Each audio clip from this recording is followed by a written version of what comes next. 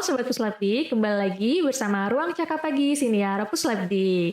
Pagi hari ini kita bakal ngobrol-ngobrol dengan penerima manfaat dari salah satu program Puslapdi.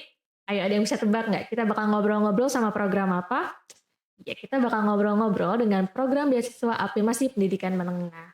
Di tengah-tengah kita sudah ada dua narasumber spesial yang sudah kita datangkan.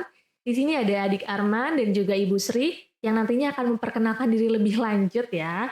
Jadi kita akan ngobrol-ngobrol dengan Adik Arman dan Ibu Sri yaitu penerima manfaat beasiswa Afirmasi Pendidikan Menengah dan juga Ibu Sri sebagai guru pendamping. Kita ngobrol dulu sama Adik Arman kali ya. Halo Adik Halo, Arman, boleh perkenalkan diri lebih dalam boleh, lagi nggak? boleh. Silahkan. Terima kasih. Perkenalkan, nama saya Arman Ohunuma, asal dari Papua, Provinsi Papua, Kota Jayapura, Kabupaten Mamberamo Raya, Oke. Adik Arman ini berarti sekarang bersekolah di mana? di Banten, Di Banten, tepatnya di Kabupaten Serang, SMK SMK Negeri 1 Kragilan, Keragilan. Di Arman ini sekarang kelas berapa ya? kelas 10. Kelas 10 ya. Ya, Jadi di Arman ini adalah salah satu penerima manfaat afirmasi pendidikan menengah yang bersekolah di Banten tepatnya ya. ya. Dan juga kita bakal ngobrol-ngobrol lanjut nih. Di Arman ini awal mula tahu adem itu dari mana sih? Dari sekolah, Dari sekolah. ya. Boleh diceritain gimana ceritanya nih? Dari kabupaten diinformasikan ke guru kepala sekolah, terus diinformasikan ke murid-murid di sekolah, sama kita semua, terus sayanya setuju Oh, buat ikut. berarti jadi adanya sosialisasi dulu ya Ya, dari ada sekolah ya. ke Papua. Jadi di Arman ini dulu SMP-nya berarti di Papua betul Ya, ya? di Papua. SMP-nya di mana tuh? Di SMP Negeri Bensor, Bensor daerah daerah apa? Daerah Papua, Papuanya Kabupaten Mamberamo Raya. Mamber. Ya. Ya, Jadi awalnya ini ada sosialisasi bahwa adanya beasiswa adem begitu ya ya, ke SMP-nya di ya. Arman gitu. Nah selanjutnya gimana lagi? Selanjutnya tuh saya tahu tuh pertamanya dari kakak kelas saya Mm-mm. yang udah tamat. Kan merekanya mau ikut sih, tapi ibu mereka sama ayah mereka itu nggak mau, katanya jauh. Ya udah, saya bilang ya udah, nanti saya kalau sudah kelas 9, kalau udah tamat nanti saya coba. Kalau memang orang tua saya setuju ya udah, saya berangkat. Oh, gitu. Jadi awalnya tahu dari kakak kelas, cuman kakak kelas Ya, ini nggak diambil ya, kesempatannya karena takut jauh. ya. Nah, kalau di Arman sendiri pada akhirnya mengambil kesempatan ini, pertimbangan dari orang tua akhirnya mengizinkan ini apa? Mereka setuju. Setujunya Ya, karena setujunya karena bisa menambah, memperluaskan cara berpikir, dan juga menambah ilmu yang memperluaskan diri Oke. anak tersebut. Jadi Seperti orang tua berpikir bahwa memang ini kesempatan yang bagus gitu Iya. ya untuk mengembangkan ilmu di bersekolah di Iya, luar daerah bersekolah lain di ya, luar. walaupun mungkin agak berat karena memang harus jauh ya Iya, dari jauh dari orang orang. tua. Nah, kalau di Arman sendiri orang tua berarti sekarang ada di Papua, Ya, dari bekerja sebagai petani.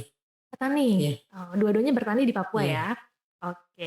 Nah, pada akhirnya kan di Arman ini bersekolah di Banten. iya. Nah, kenapa harus Banten? Boleh diceritain akhirnya memilih untuk bersekolah di Banten tuh gimana? Sekolah di Banten pertamanya itu saya belum bisa beradaptasi sama teman-teman di sini.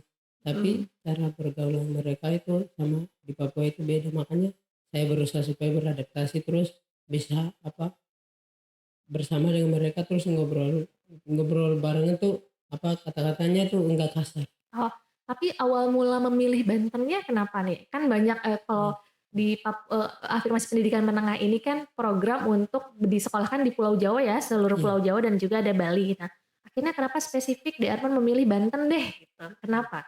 Pertamanya tuh saya memilih itu di Bali. Di Bali dulu. Iya, di Bali. Tapi kan linknya udah tutup. Mm. Katanya linknya itu udah tutup karena pendaftarannya udah penuh. Dan terpaksa ya udah di Banteng, terus dikasih tahu sama guru saya. Terus saya bilang ya udah Pak, kalau di Banten juga nggak apa-apa. Intinya saya bisa sekolah, itu aja. Oh gitu. Jadi memang awalnya minatnya ke Bali, tapi Ya, ternyata dapatnya di Banten dan akhirnya sekarang bersekolah di Banten. Kesannya gimana nih? Banten itu seperti apa sih sekarang di matanya Arman? Banten itu seperti Apakah sudah nyaman? sudah nyaman, sudah Sudah nyaman nyaman ya? sekali ya. Malah punya banyak teman, terus teman juga nggak kasar, Nggak baik-baik kasar ya? semuanya. Oh berarti sangat open ya, maksudnya Iya di sama. sana juga sangat nyaman dan mungkin lingkungannya juga menerima gitu Iya ya. menerima kita itu. Kalau proses adaptasinya susah nggak? Lumayan sedikit susah. Pertamanya itu memang sedikit susah kan cara ngobrol mereka sama kita kan beda. Ah, Terus iya sih. cara hidup mereka di sini sama di sana kan beda. Ada kultur yang berbeda gitu Iya ada ya. sedikit aja. Tapi, sekarang sudah Udah bisa. bisa dan sudah Udah, sangat nyaman udah malah ya? sangat nyaman. Oke. Nah, kalau di Banten sendiri, di Arman tinggalnya bagaimana nih? Kan jauh dari orang tua nih gitu. Kalau Ya. untuk tempat tinggal bagaimana? Tempat tinggal nyaman. Tempat tinggal saya itu nyaman. Mhm. Terus Ngekos berarti ya? ya di kos. Oh, Terus kalau tinggal jauh dari orang tua juga. Kalau kangen orang tua ya tinggal lihat foto aja. ah, Udah terus teleponan. Udah bisa. Yang penting kabar orang tua sama keluarga di sana itu baik-baik semua. Intinya nggak sakit-sakitan. Terus nggak ada kendala buat apa soal ekonomi apa yang lain sebagainya itu nggak ada. oke berarti, walaupun jauh dari orang tua tapi karena sekarang tinggal di Banten juga di kos dengan lingkungan baik juga nyaman-nyaman aja kalau kangen tinggal komunikasi Iya gitu tinggal ya? komunikasi. Oke baik. Nah, kalau, di Arman sendiri kan berarti sekarang kelas 10 ya? Iya, Nah, kan ini udah masuk SMA nih, iya. kepikiran nggak nanti untuk lanjut, di jenjang yang lebih tinggi gitu? Kuliah atau ada rencana lain, apa kira-kira? Rencananya tuh dua, kalau nggak kuliah berarti langsung kerja dulu baru nanti kuliah. Oh gitu. Kan ada jatah apa adik juga rencananya tuh mau ya adik dulu kalau udah tamat tes Oh adik dulu kalau memang lulus, kalau enggak ya kerja dulu baru lanjut. oh gitu. Jadi Iya, memang tetap ada rencana untuk iya, berkuliah ya? Nah, di Arman ini kan salah satu, siswa penerima ADEM yang memiliki prestasi nih. Nah, ini iya. menarik banget ya, Bu, ya. Tadi saya juga udah ngobrol sama Ibu, di Arman ini memiliki prestasi. Boleh diceritain nggak sih prestasi apa yang sekarang di Arman miliki? Prestasi saya itu lari, iya Lari, olahraga, olahraga ya? iya, Bidang atletik iya berarti ya? bidang atletik. Boleh cerita sedikit kenapa bisa akhirnya berprestasi di bidang lari? Awal mulanya dari mana? Awal mulanya itu saya mulai apa nonton nonton di YouTube. Oh, ternyata ada atlet juga, ada atlet lari yang bisa saya, kenapa jadi tidak bisa. Coba saya tes dulu, terus saya rajin olahraga rutin. Setiap pagi, pagi sore saya rutin olahraga. Sampai ada apa perlombaan saya ikut. Itu juga bukan ini dari apa itu bidang apa PT apa namanya PT Indakiat. Mhm. Dari bidang PT Indakiat apa Mengadakan lomba gitu mengadakan ya? lomba ya kan pas tanggal 17 Agustus 2023. Oh, Nah saya ikut di situ, ikut pertama itu yang pertama, ikut di situ dapat juaranya harapan 1. harapan satu. Tapi saya nggak pernah mau menyerah atau Nggak putus asa nggak gitu putus ya? asa. Lanjut lagi, Iya, ikutin lomba-lomba lagi? iya. Yang kedua lagi saya ikut di apa Kabupaten Kabupaten Serang di Kecamatan Carenang. Itu saya juara harapan 5, tapi saya nggak pernah nyerah. Saya bilang ini sudah jalan saya ini, kalau saya nyerah mah nanti jalan saya ditutup lagi. Ini sudah pasti saya punya jalan yang terbaik. Dan saya selama lomba itu nggak pernah kalah, tetap ada juara yang saya dapat. Makanya itu saya lebih semangat lagi, menjadi motivasi lagi bagi saya. Jadi dari mulai mengikuti lomba walaupun belum jadi juara, terus mengikuti tidak putus asa gitu Iya ya, nggak putus sampai asa. akhirnya sekarang yang paling baru juara apa nih? Yang kemarin itu pas seleksi itu Hmm? buat mau masuk atlet kejuaraan kabupaten. Kabupaten. Iya, Wah. sama itu saya masuk 1 emas sama 1 perak. Oh, jadi Iya, udah langsung mendapatkan, iya, medali ya, Bu, iya ya? langsung Luar sama. biasa sekali nih. Itu berarti buat teman-teman juga nih jadi pelajaran banget kalau kita tuh jangan menyerah, Iya intinya jangan itu ya, menyerah. dari mulai harapan harapan harapan Iya, akhirnya mendapatkan emas. Wah, keren banget nih. Nah, terus, sekarang mungkin, Darman sendiri akan fokus terus di, dunia atletik ini atau ada ke depannya nih yang paling deket mau ada apa sih di dunia mau atletik ini? fokus terus. Fokus terus Iya ya? mau fokus terus. Dan juga Soalnya soalnya udah jadi apa atletik Kabupaten Serang untuk ke depannya. Oh Iya, gitu, jadi sudah mewakili iya, Kabupaten Serang iya, ya Bu sudah ya, wah mewakili. luar biasa banget nih. Siswa Papua yang awalnya adaptasinya sulit, tapi sekarang malah bisa mewakili Kabupaten Serang. Serang dalam perlombaan atletik, luar biasa sekali. Baik, kalau tadi kan atletik itu mungkin, hobi gitu ya, lari itu Iya, hobi yang alhamdulillah sekarangnya menjadi jalan juga iya. gitu. Nah, kalau cita-cita sendiri, cita-cita spesifik apa sih yang di Arman punya? Cita-cita saya itu sebenarnya menjadi tentara. Oh jadi tentara, Iya, ya itu cita-cita dari dulu iya, nih, dari dulu dan akan dikejar? yang akan dikejar itu. Akan dikejar ya? Iya, Oke baik. Kalau berarti, kenapa sih pengen jadi tentara? Ataukah ada memang, harapan atau keinginan nantinya memang kalau udah jadi tentara juga ingin mengabdi kembali ke Papua atau gimana, ada nggak perasaan seperti itu? ada. Ada ya? Mungkin mengabdi bagi bangsa dan negara juga kembali untuk mengamankan Papua juga. Ah, luar biasa Iya, sekali ya. Jadi salah satu cita-cita jadi tentara ingin mengamankan iya, Papua juga iya, ya, luar biasa sekali. Oke. Di Arman, ini kan, Arman ini adalah salah satu siswa, adem, ibaratnya kita bisa bilang berhasil ya iya. mendapatkan beasiswa adem, bisa bersekolah di Pulau Jawa gitu kan, kesempatan yang sangat baik gitu.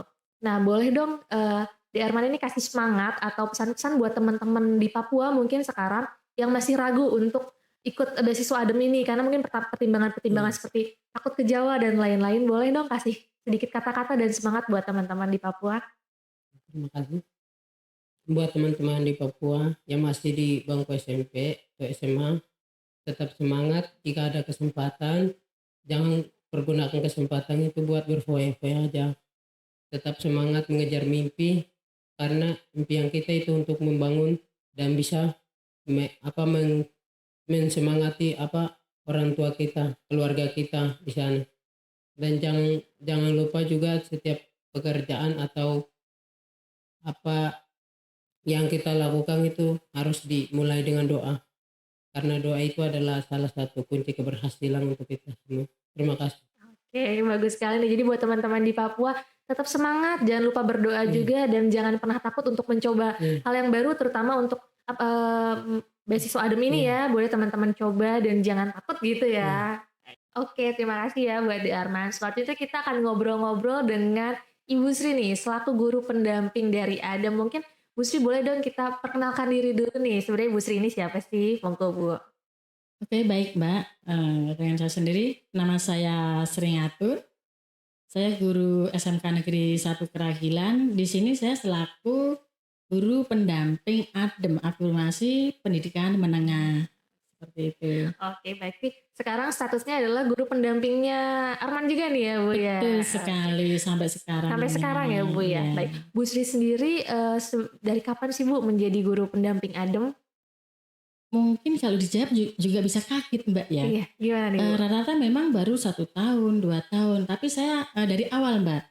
Program ADEM ini dari 2013. 2013 ya, Bu Iya ya? betul. Jadi sampai sekarang ya posisi saya masih guru pendamping siswa afirmasi pendidikan menengah. Seperti itu. Berarti sudah lebih dari 10 tahun nih, Bu? Jadi Betul, guru 11 ini yang pendamping. ke-11. Ini ke-11 ya, Bu ya? Iya, Nah, ini menarik banget nih, Bu. Berarti kita wawancara dengan orang yang tepat ya, Bu ya? 10 tahun mendampingi siswa-siswa Adem. Pasti kan karena siswa Adem ini adalah siswa yang dari Papua gitu ya, Bu ya? Berarti ada betul. kultur yang berbeda. Nah, kesannya dulu deh, Bu. Gimana sih, Bu, kesannya mendampingi siswa-siswa dari Papua ini? Kalau secara pribadi kesan saya sih jujur aja ya senang aja silaturahim. Itu pertama.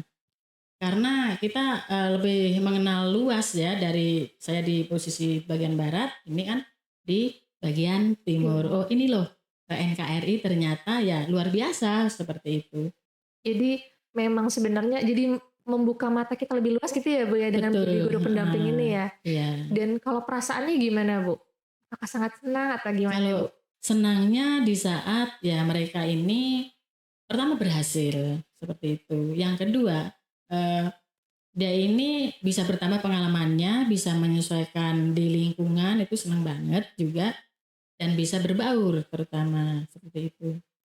Kalau berbicara sedihnya, sedihnya tuh nggak begitu sedih sih sebenarnya ya.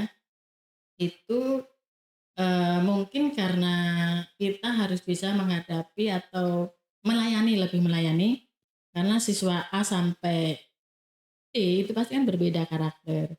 Nah, kita lebih mengetahui bagaimana sih si A ini karakternya, bagaimana sih si B sampai D seperti itu. Kalau kita bisa menyelam ke sana, ya insya Allah mudah kok untuk dikendalikan atau diarahkan seperti itu. Ini kalau yang saya perhatikan ya Bu ya, kayaknya Bu Sri ini memang memiliki kedekatan gitu ya Bu ya. Tadi saya sempat dengar juga kalau Arman ini manggilnya ke Bu Sri ini apa nih Bu? Semua rata-rata ke bunda sih, Bunda panggilnya ya? ke bunda, lebih Iya. dekat seperti itu. Oke. Jadi memang menempatkan diri juga sebagai bundanya mereka selama di Banten gitu ya, betul ya Bu Betul, ya? karena kan mereka itu semuanya anak Adam ini kan pasti jauh dari orang tua dan kemana lagi untuk menyampaikan sedih atau apa atau kebutuhan yang lain seperti itu kan. Di mana nyamannya mereka ngomong ya ke bundanya sih rata-rata begitu. Iya, tapi saya perhatiin nih tadi di balik layar gitu memang ternyata memiliki kedekatan khusus juga gitu ya Bu ya. Bukan kalau saya sih melihatnya bukan hanya sekedar guru dan siswa gitu, tapi memang sudah dianggap sebagai anak begitu ya Bu ya? Betul Mbak, karena di sini saya menanganinya ada 3 fase ya. Saya selaku sebagai guru, saya sebagai teman, dan saya sebagai orang tua. Nah ini tiga item itu memang saya lakukan dan memang alhamdulillah ya berhasil. Artinya sangat sedikit sekali, sangat kecil sekali anak ini akan bahasa sekarang mah kayak bandel kayak itu sedikit minim banget seperti itu. Karena kalau mereka dikasih tegang atau di versi seorang guru, dia jenuh, dia boring, dia bosen. Kalau kadang-kala mereka dijadikan teman, kita kan bisa sharing, ngobrol, apa sih enaknya, apa sih solusi apa sih, nah seperti itu. Kita sebagai orang tua ya kita mengarahkan ke yang baik-baik saja. Berarti kalau kita lihat kan Bu Sri ini kan juga maksudnya di SMKN 1 Banten, Keragilan Banten ini kan tidak hanya di siswa Papua juga. Nah, ada perbedaan ya Bu ya.